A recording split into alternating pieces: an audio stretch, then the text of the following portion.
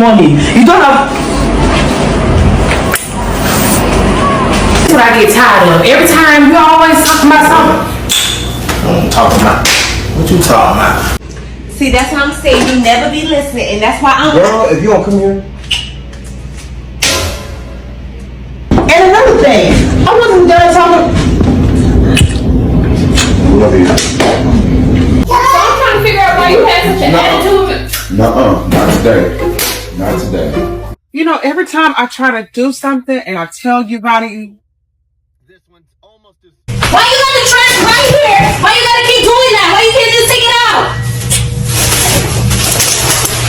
Not today, not today. So tired of asking you to take out the trash. No, not right now. I told you to help me. I've been calling you many times. And then you're still not listening to me and you told me to help you there.